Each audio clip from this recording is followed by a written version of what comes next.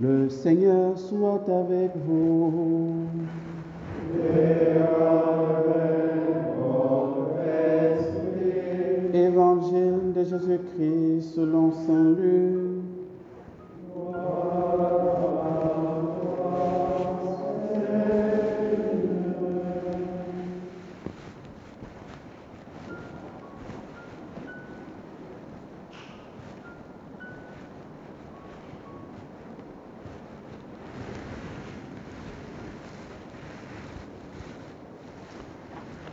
En ce temps-là, des grandes foules faisaient route avec Jésus.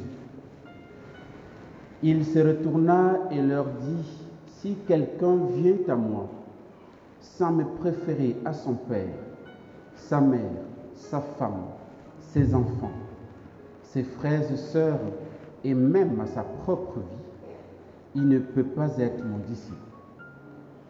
Celui qui ne porte pas sa croix pour marcher à ma suite ne peut pas être mon disciple.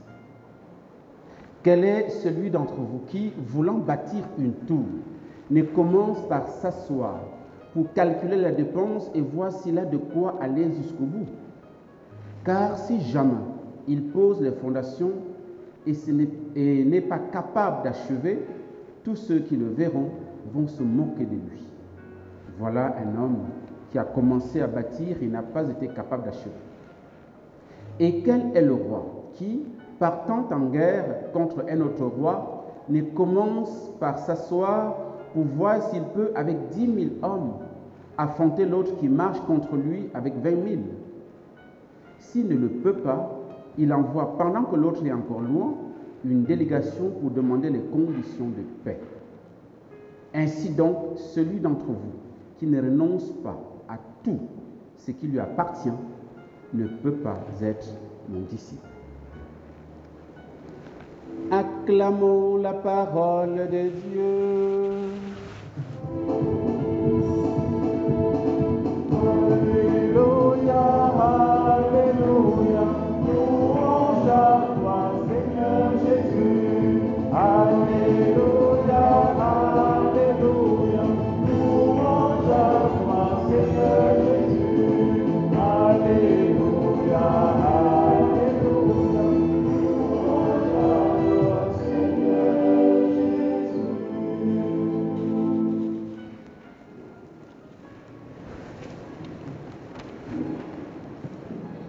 à toi, Seigneur Jésus.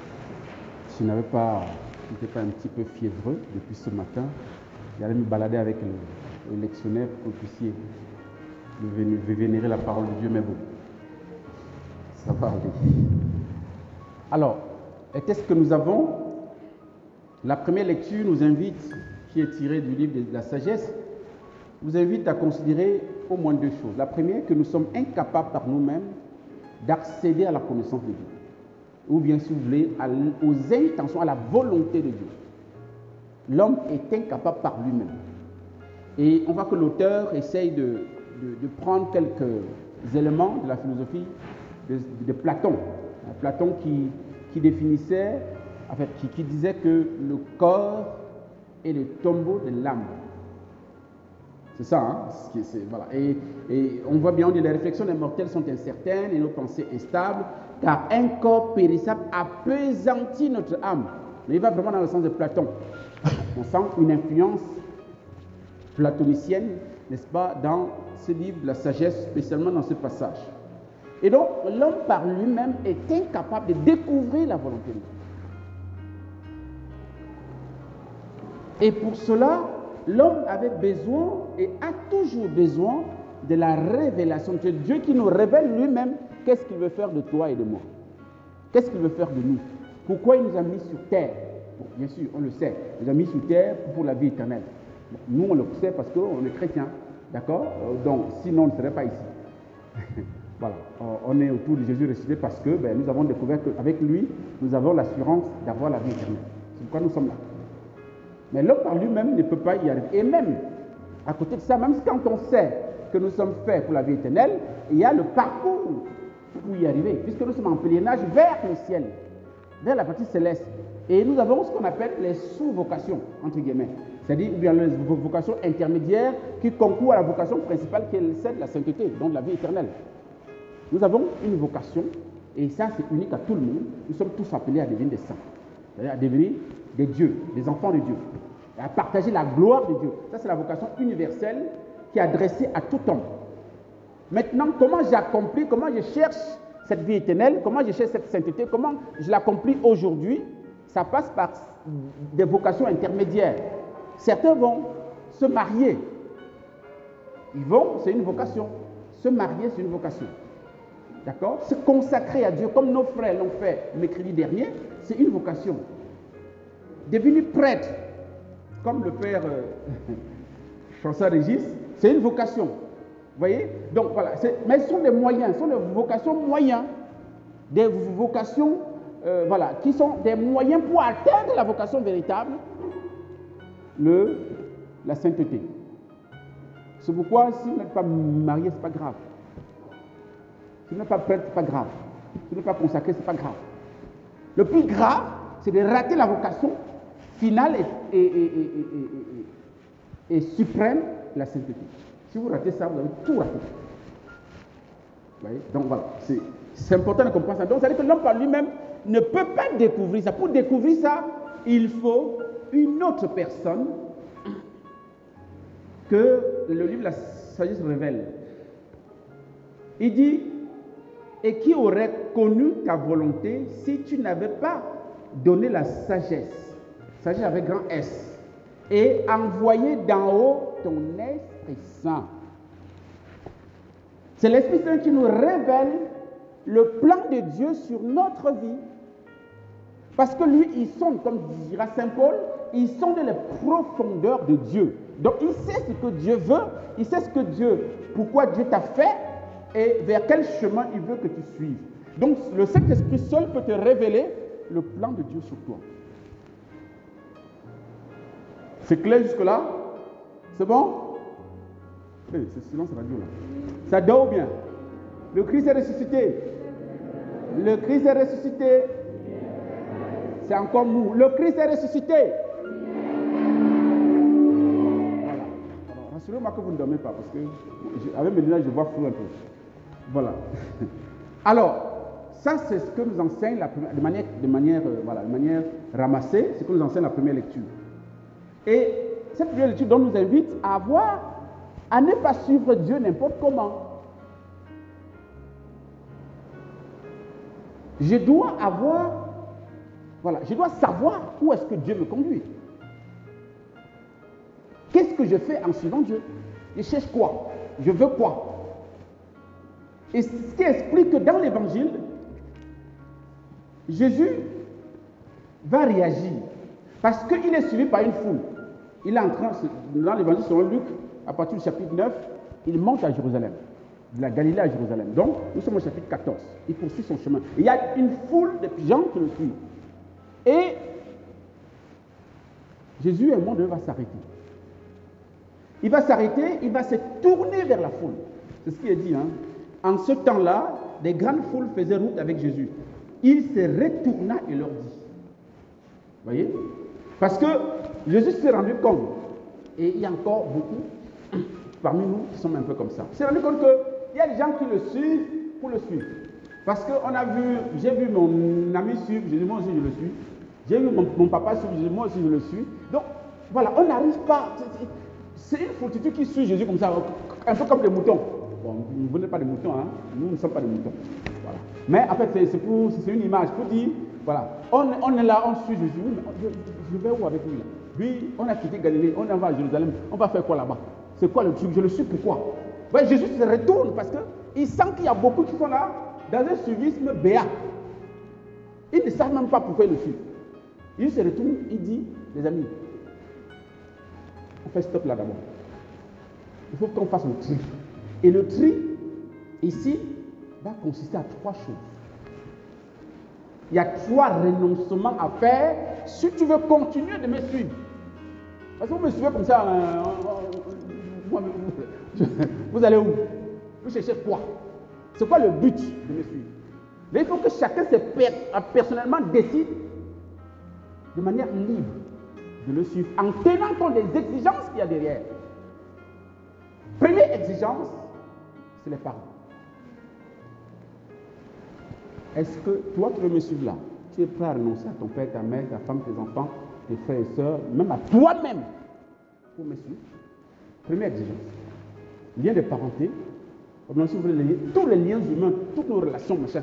Jésus dit, ça, vous devez relativiser ça par rapport à moi si vous voulez me suivre. Vous devez vous détacher. C'est important parce que la famille, surtout chez nous ici, la famille a un poids énorme sur nous. Combien de mariages n'ont pas pu avoir lieu, combien de projets de mariage n'ont pas pu atteindre leur but à cause des parents? Parce que les parents ont dit non, moi je ne veux pas que tu me maries avec tel. Soit c'est notre esclave, comme vous avez les histoires des esclaves ici, machin, tout ça là. En tout cas, en fait, il y a des raisons bidons et on ne sait même pas d'où ça vient. Je ne veux pas que tu te maries avec tel enfant qui vient de telle famille. À cause des histoires qui remontent, on ne sait pas d'où, tu n'étais même pas là quand les histoires ont lieu. Mais aujourd'hui, tu te portes garant de machin, je ne sais pas quoi. Et des projets de mariage se cassent comme ça parce que les parents ont dit non.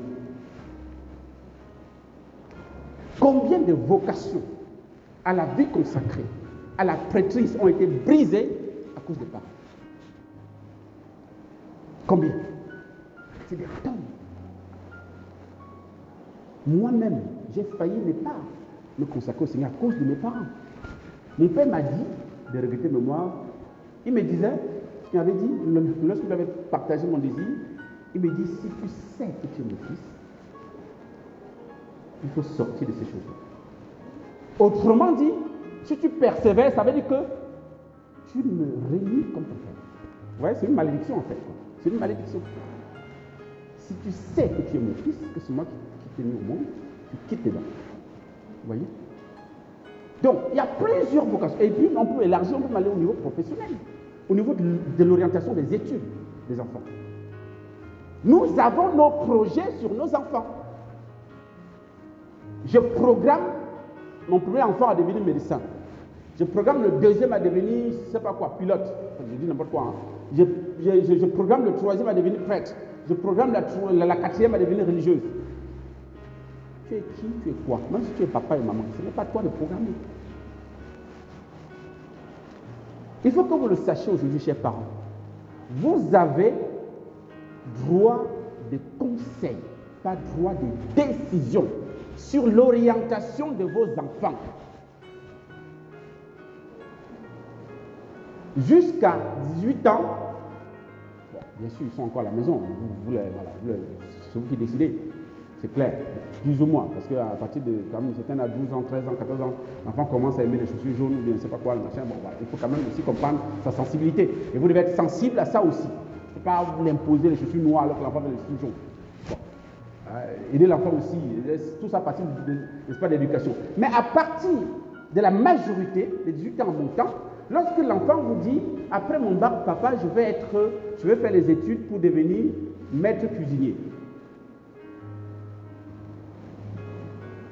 Il ne faut pas dire à l'enfant, mais c'est que j'ai un travail comme ça. Non, c'est son désir, c'est son choix, c'est ce qu'il veut, c'est ce qu'il aime. Tu dois l'orienter vers ce qu'il veut. Faire en sorte qu'il progresse de manière peut-être être le top des tops, peut-être même être de cuisine internationale, du plus grand hôtel de l'Afrique de l'Ouest, je n'en sais rien. Mais vous devez aider les enfants à poursuivre leurs rêves. Bien sûr, je dis bien les aider, c'est-à-dire que voilà, les orienter, si c'est un truc un peu bidon, ça c'est autre chose. Mais il faut aussi les amener de manière pédagogique et avec manière. Vous n'avez pas à dire tu dois devenir médecin ou rien. Non. Ce n'est pas toi qui vas aller opérer les gens ou bien piquer les gens là-bas. Ce n'est pas toi qui dois lui dire tu vas devenir prêtre ou rien. Le jour où sa prêtrise va aller au vinaigre, le responsable sera toi. Ce n'est pas lui. Parce que tu l'as poussé obligatoirement à choisir une voie qu'il n'a pas lui choisi. Par rapport au mariage, c'est pareil. Tu ne vas pas te marier avec la femme avec qui il veut se marier. C'est quoi ton problème? Tu as eu, n'est-ce pas, ton foyer, tu as bien dedans, tu as été heureux. Maintenant, lui, il veut faire sa part, toi, tu viens t'interposer en tant que qui, en tant que quoi?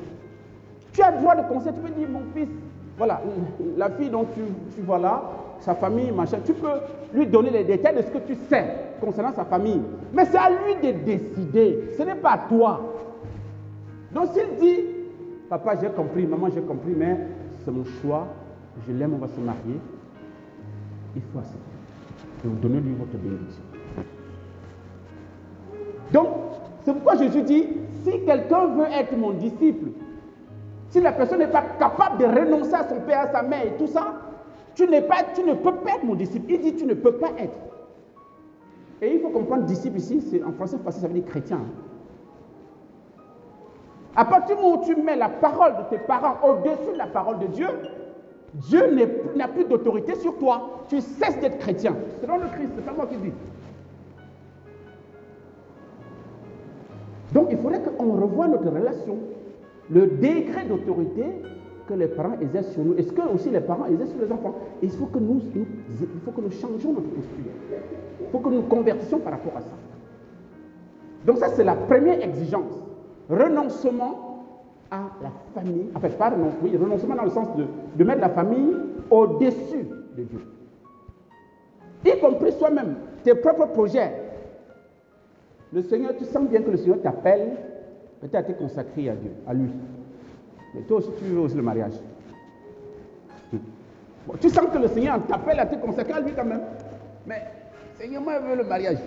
Mais il faut obéir au Seigneur. Ce n'est pas de renoncer à soi-même, à sa volonté propre. Je dois être capable de mettre ça entre parenthèses pour obéir à Dieu. Parce que tu vas choisir le mariage peut-être par forcing, parce que le Seigneur ne va pas t'obliger, évidemment. Mais quand ça va être le fiasco, tu vas pleurer, tu n'as que tes yeux pour pleurer. Alors que si tu avais choisi le chemin que le Seigneur te propose, tu vas être l'homme le plus heureux de la terre. D'accord? Ça, c'est la première exigence. Deuxième exigence. Bon, avant de revenir à la deuxième, on va parler de la troisième. La troisième, c'est si tu ne renonces pas à tout, c'est ce que je dis à la fin. Si tu ne renonces pas à tout, tu ne peux pas être mon disciple. Là, c'est lié au bien matériel, à tout ce que nous pouvons avoir. Il y a des gens qui étaient riches, qui ont tout laissé pour suivre Jésus parce qu'ils ont entendu l'appel de Dieu. Il y a quelqu'un qui s'appelle Antoine, on l'appelle aujourd'hui Saint-Antoine du désert, c'est ça, hein? Le désert, voilà, Saint-Antoine le grand, ou bien le désert. Enfin, le grand, ce n'est pas son nom, mais on a ajouté parce que, voilà, sa grandeur de vie. Il avait 18 ans lorsqu'il a entendu l'appel de Dieu. Il a entendu l'évangile où on dit au jeune homme riche, va vendre tout ce que tu as, donne-le aux pauvres et viens suis-moi. C'était un truc qui l'a fendu le cœur. Il a compris que Dieu s'adressait à lui personnellement. Et comme ses parents viennent de mourir, ils ont laissé des grands biens. Ils n'étaient que deux, lui et sa petite sœur. Il est parti, il a vendu tout.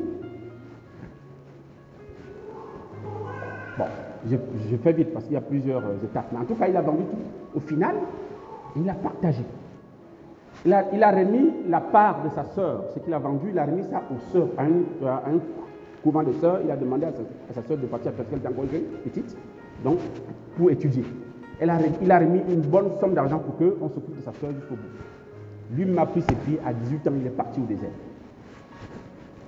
Aujourd'hui, on l'appelle Antoine le Grand. Parce qu'il a entendu l'appel de Dieu, il a accepté de tout laisser. Aujourd'hui, il est vénéré de siècle en siècle, il est saint. Mais nous, on ne veut pas. On a des petits machins, des petits biens là, ça ne vaut même pas grand-chose. Hein? Le Seigneur nous appelle, non, on veut s'accrocher à ça. On veut s'accrocher à ça. Non, il faut tout laisser, tout. Même tes projets de mariage, alors que ce n'est pas ça que le Seigneur, tu sais bien que ce n'est pas ça, il faut laisser. Voilà. Troisième condition, troisième exigence et dernière exigence, si quelqu'un veut être mon disciple, s'il ne prend pas sa croix chaque jour pour me suivre, il n'est pas digne d'être mon disciple. Voilà, c'est là où ça chauffe encore. Qui aime sa croix ici? Qui aime sa croix? Il n'y a personne qui veut la main. Vous avez raison, vous n'avez pas tort. Ah, toi, tu aimes ta croix? Super, il y a au moins une personne dans l'assemblée. Il faut... Et ça, c'est un renoncement au renoncement. C'est-à-dire que le Seigneur dit, ne renonce pas à ta croix. Donc, il faut renoncer à ta croix. Tu dois prendre ta croix, tu vas l'embrasser même. Parce qu'il faut la prendre et suivre Jésus avec. Ça ne veut pas les traîner, on ne traîne pas. Il faut porter. Il faut charger même. C'est pas sur les épaules, sur la tête, tout ce que vous voulez. Mais en tout cas, et les croix, nous en avons des tonnes. Et les croix, nous ne les choisissons pas. Elles s'imposent à nous, elles tombent sur nous comme ça. On ne choisit pas. Perdre peut-être son enfant à la fleur de l'âge, ce n'est pas un choix. On ne choisit pas ça. Ou bien ne pas avoir d'enfant, ce n'est pas un choix, c'est une croix qui nous tombe dessus. Rater, je ne sais pas quoi, un examen ou un concours, ce n'est pas un choix. Tout ça sont des croix. Lorsque ça arrive, tu dois assumer cet échec, assumer cette souffrance et suivre le Christ. Ça ne doit pas baisser d'un iota ta relation au Christ. Non. C'est en ce sens que le Jésus dit, il faut prendre ta croix et me suivre. Il ne faut pas que ta croix, il ne faut pas que tes souffrances, tes échecs, les trahisons, les calomnies dont tu as été victime diminuent ton ardeur de suivre le Christ, d'aimer le Seigneur, de le prier, de l'adorer, de le célébrer. Et dans la deuxième lecture, Saint Paul nous donne un exemple typique. Il écrit à son fils Philémon, parlant d'Onésime. Onésime était l'esclave de Philémon. Il a fui. Quand tu fuis ton maître, c'est compliqué. Le jour où on t'attrape, ton cas est grave. Mais sauf que dans sa fuite a été une fuite heureuse. Parce que dans sa fuite, il a rencontré Saint Paul. Saint Paul lui a parlé de Jésus, le gars s'est converti. Le gars, son cœur a complètement changé. Et puis, Saint Paul l'a convaincu de rentrer chez son maître. C'est pas facile, hein? Tu as fui un maître maintenant. Entre-temps, tu rencontres le Christ. Le Christ te dit, rentre là où tu as fui. Mais c'est exactement ça. Et Saint Paul, sachant que ça risque d'être chaud, il écrit à Philémon, à son fils, que bon, je t'envoie Onésime avec la lettre là. Ne le reçois plus comme avant, comme ton esclave simplement. Il faut d'abord le voir comme un frère de Christ. Parce que je lui ai donné la vie du Christ en prison. Il est un autre homme, il est chrétien comme toi, il a les mêmes droits comme toi devant Dieu. Donc, il faut désormais que tu l'accueilles, non plus même comme un esclave, mais comme ton frère, mais en plus comme mon enfant à moi. Parce que je l'aime tellement que si tu l'accueilles, c'est moi-même que tu accueilles aussi. Pourquoi Saint Paul demande ça à Philémon? Parce que Philémon a rencontré le Christ. Et quand tu rencontres le Christ personnellement, ta vie doit changer, ton comportement. Si tu étais maître par rapport aux esclaves que tu brimais et tout ça, tu dois changer de comportement parce que tu as rencontré un maître qui ne t'écrase pas, qui s'appelle Jésus, qui est doux et humble de cœur. Tu dois être pareil aussi avec ceux qui sont à ton service. C'est ça le prototype. Voilà l'exemple de quelqu'un qui a rencontré personnellement le Christ. Et son comportement doit changer. Et ça m'amène à nous poser la question. Vous qui avez des domestiques à la maison, vous êtes peut-être chef d'entreprise, vous avez des ouvriers, vous avez des gens qui travaillent pour vous. Comment vous les traitez? Parce que vous tous qui êtes ici, vous êtes chrétiens. Est-ce que je sache? Donc, si vous avez des gens qui travaillent pour vous, donc, quelle est la relation que vous avez avec eux? Est-ce que vous êtes comme les gens du monde qui insultent les employés à longueur de journée, qui les méprisent, qui les humilient? Est-ce que vous faites ça? Ça veut dire que si vous faites ça, ça veut dire que vous n'avez rien, vous n'avez pas rencontré le Christ. Vous n'avez pas rencontré le Maître qui vous a fait miséricorde, qui vous a sauvé et qui veut que vous soyez comme lui, humble et doux de cœur. Respectueux de la personne humaine, parce qu'en toute personne, il y a la marque de Dieu. Le Seigneur nous invite vraiment aujourd'hui à nous positionner personnellement et librement à sa suite. Ne suivons pas le Christ pour suivre. Il faut qu'il y ait un impact dans notre vie parce que nous l'avons connu, parce que nous sommes chrétiens. Et s'il n'y a pas d'impact, ça veut dire que nous ne sommes pas encore chrétiens. Autrement dit, nous ne sommes pas encore convertis. Demandons cette grâce au cours de cette Eucharistie, que le Seigneur nous donne de vivre ces exigences qu'il nous propose aujourd'hui. Parce que sans cela, il a dit, on n'est pas son disciple, on n'est pas chrétien. Or, ne pas être chrétien, ça veut dire qu'on est perdu. Le Christ est le chemin, il est la vérité, il est la vie. Ne perdons jamais son amitié à cause de nos égoïsmes, à cause de nos parents, de nos attachements à nos biens et aux personnes. Mais choisissons-le de manière radicale et toute notre relation, tous les biens que nous avons, nous allons les vivre nous allons vivre avec ça de manière relative. Parce que l'essentiel étant le Christ, ce n'est pas ces biens ou ces personnes qui nous entourent. Amen.